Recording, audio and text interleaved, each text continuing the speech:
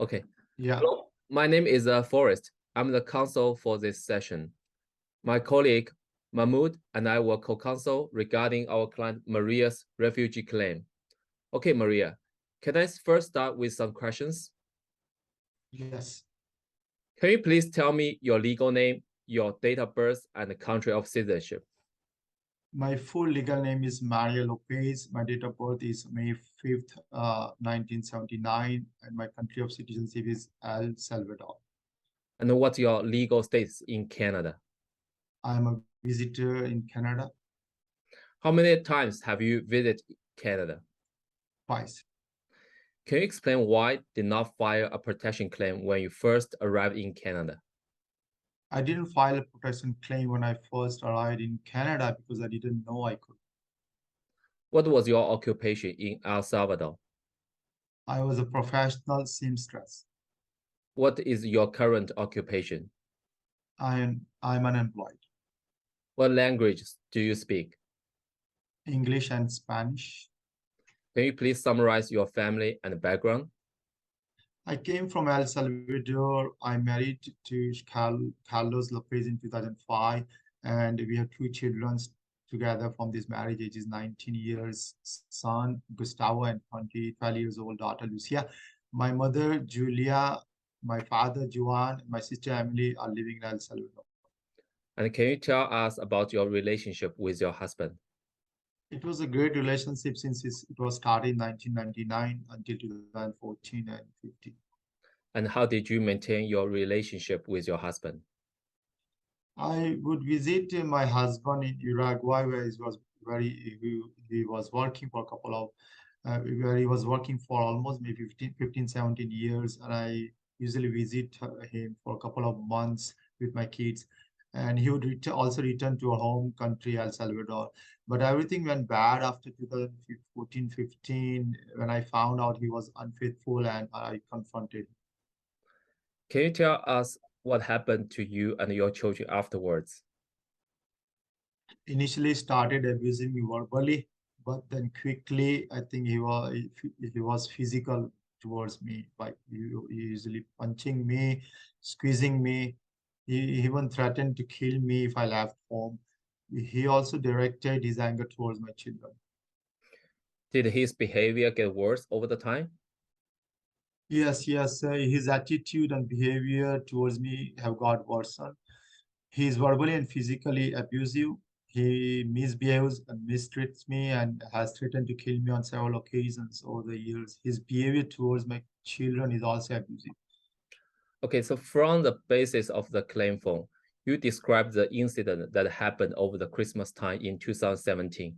Can you please provide me more details?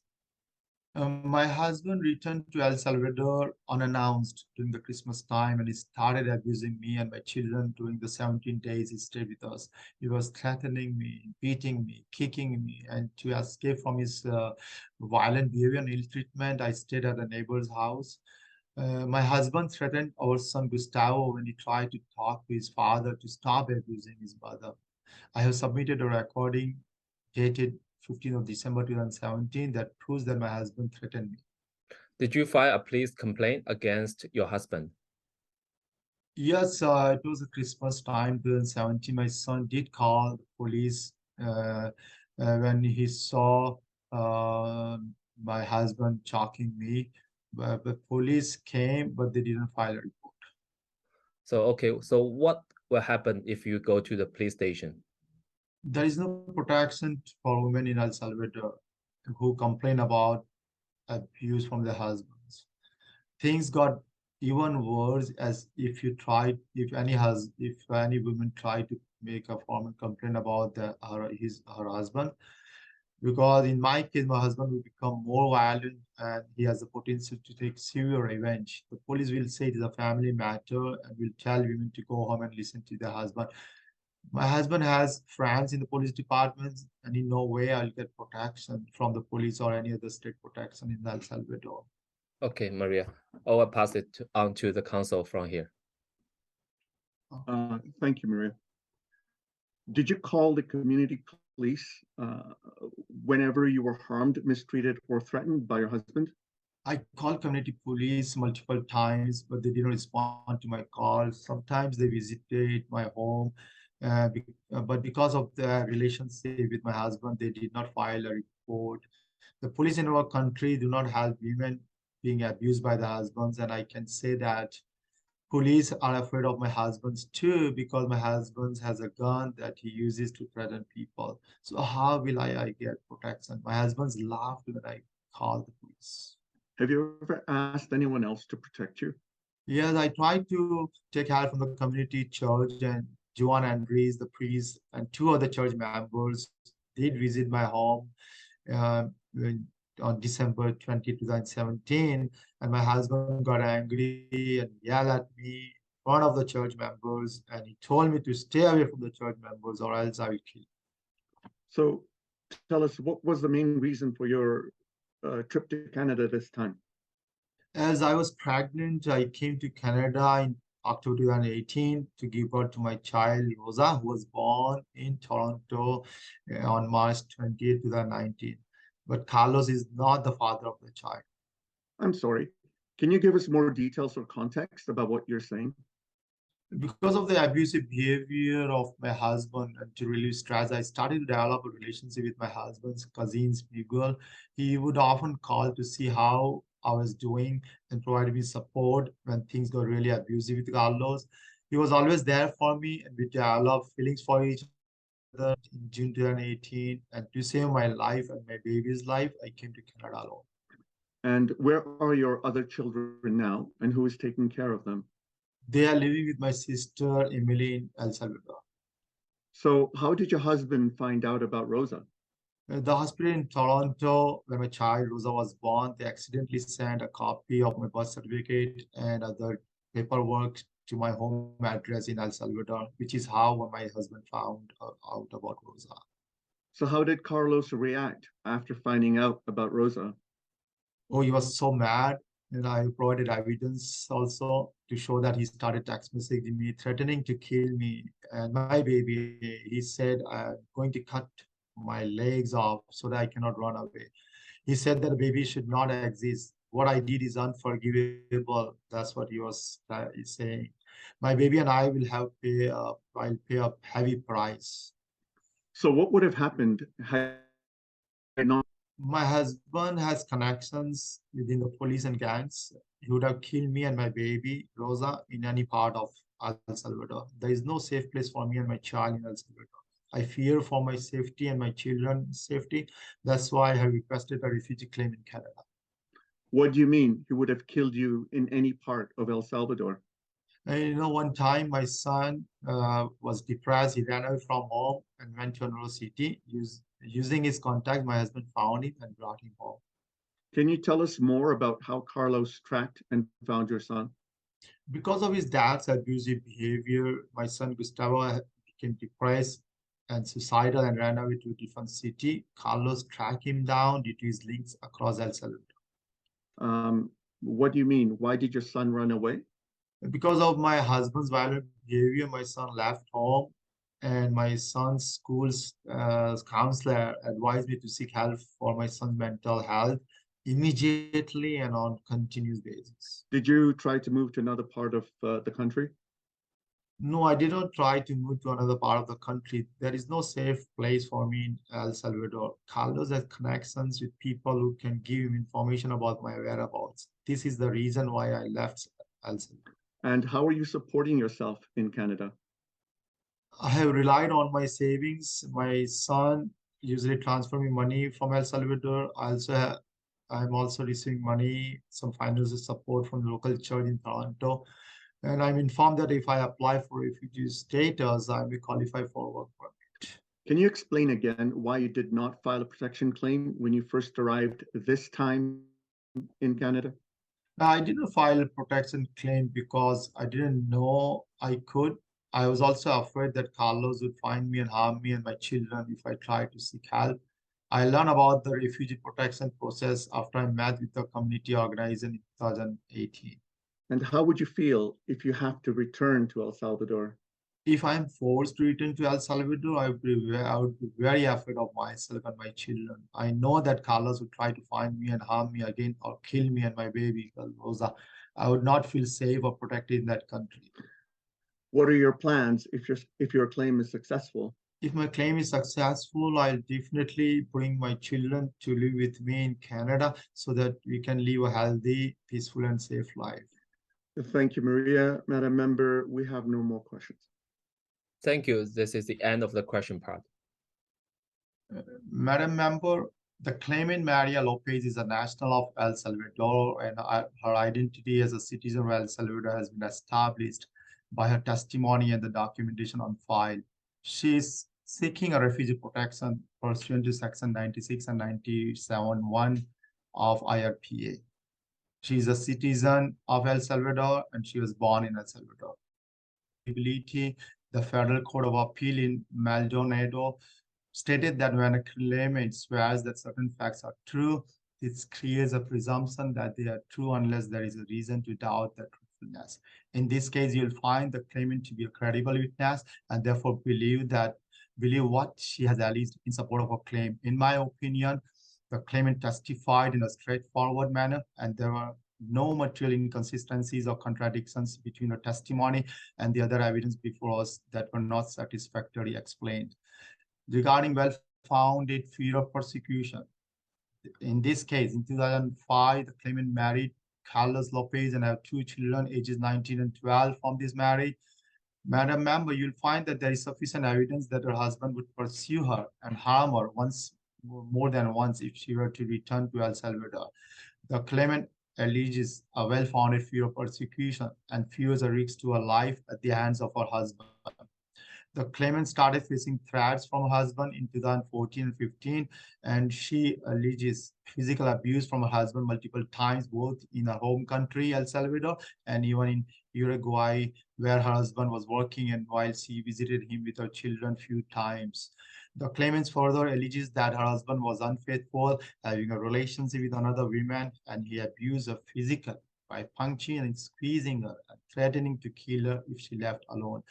The claimant cited an example of abuse when her husband visited El Salvador unannounced, and he started abusing her and children during the 17 days he stayed with them. The claimant's husband was threatening, beating, and kicking her, and to escape from his violent behavior and ill treatment, the claimant stayed at her neighbor's house. Her husband threatening their son Gustavo when he tried to talk to his father to stop abusing mother. I would like to direct Madam Member to look at Exhibit C and D, recording dated 15th of December 2017 and 25th of April 2018, that prove that her husband threatened and mistreated her. The claimant also alleges that her husband threatening to kill her when she took help from the community church when they visited her husband, her home in El Salvador. I would like to direct Madam Member to look at the Federal Court of Appeal in Salibian, in which the definition of convention refugee is forward-looking. That is, the inquiry concerns what might happen to a claimant if he or she were to return to their country of origin. It is therefore your duty to assess whether the claimant on her return to El Salvador faces a serious possibility of persecution on a convention ground or a personal risk of harm. On the forward-looking risk assessment of the evidence before us, in my opinion, the claimant as a woman would face a serious persecution should she return to El Salvador. Regarding state protection, Madam Member, please look at Exhibits I, an affidavit from Juan Andres, the church priest who witnessed that the claimant's husband got angry and yelled at her in front of the church members, and her husband told her to stay away from the church members or else he will kill her. The claimant also alleged that she called the community police multiple times, but they didn't respond the call, and they didn't file any report.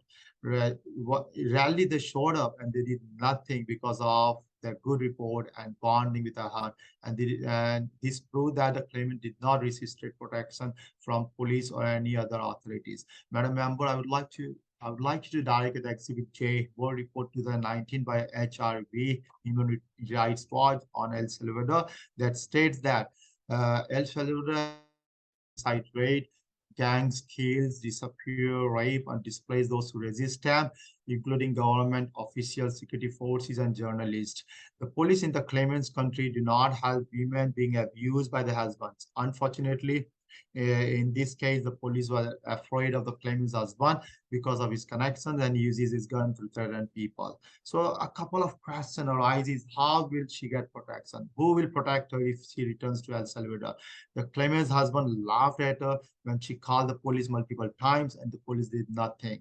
Because of stress and abusive married life, the claimant has started a relationship with her husband, cousin Miguel, and she became pregnant. And as the claimant has had a multiple entry visitor visa for Canada 5 years, and as she visited Canada with her husband before, she decided to come to Canada in October 2018 to find herself safe and give birth to a child in Canada. The claimant's fear is objectively reasonable because there is no adequate state protection for women in El Salvador. The claimant took all reasonable steps to avail herself of that protection, and she has provided clear and convincing evidence of the state's inability to protect her. Madam Member, I would direct you to consider all the evidence in the context of the chairperson's gender guideline and to accept the circumstances which give rise to women's fear of persecution that is often unique to women. Madam Member, the board in assessing the issue of state protection is guided by a number of cases from the Federal Court and Supreme Court of Canada. These principles enunciated hereafter pertain to the case at hand and humbly request you to apply these principles in this case accordingly. The claimant did call the police multiple times, but they did not arrest her husband, nor did they file any report. The claimant showed that she has taken all reasonable steps in the circumstances to seek protection, but everything failed. No one helped her out. We are hoping that the panel will determine that the claimant did fulfill her responsibility of providing probative evidence by trying to call for the state for protection multiple times, but she did not get any protection. The claimant did provide evidence that the police are both unwilling and unable to protect such victims of gender violence. Regarding internal flight alternative, Madam Member, I will now turn your focus to the issue of IFA. The claimant will encounter great danger or undergo undue hardship if she will be told to settle down in other parts of El Salvador. The claimant's husband will track her down as he tracked her son when he tried to move out of her house because of claimant's husband's violent behavior.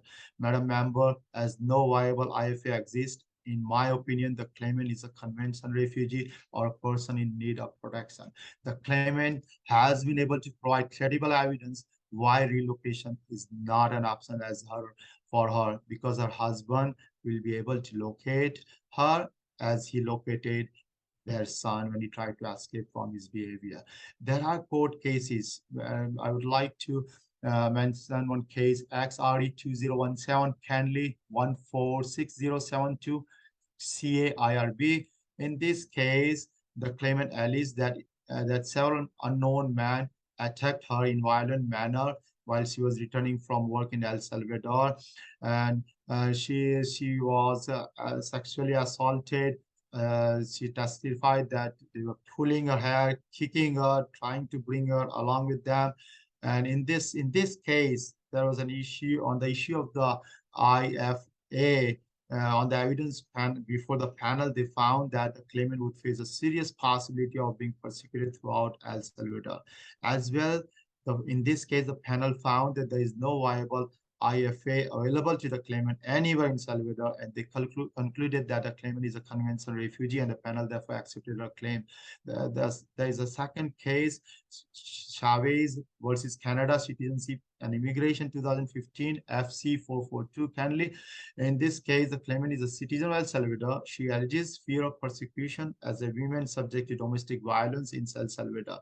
The RPD rejected the applicant's claim on November 7, 2013, and her leave to apply for judicial review was granted on July 5, 2015.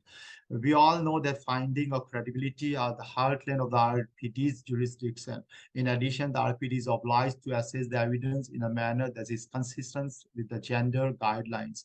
Case Ahmed versus Canada, Ministry of Citizenship and Immigration 2012, FC 1494 at para 8. In conclusion, I humbly request the panel to consider all of the documentary evidence, including the testimony of the claimant and witness, observations and submissions, relevant provisions of the IRPA, and the jurisprudence on which the panel rely on.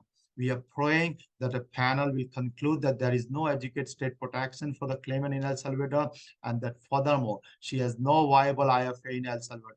For the same reasons, we are of the opinion that the panel will find that on a balance of possibilities, she would be subjected to a risk to her life or risk of cruel and unusual treatment or punishment or a danger of torture if she were to return to El Salvador. In accordance with section 96 and 97(1) of the IRPA, our opinion is that the claimant is a conventional refugee or a person at risk of harm. Therefore, the RPT should accept her claim.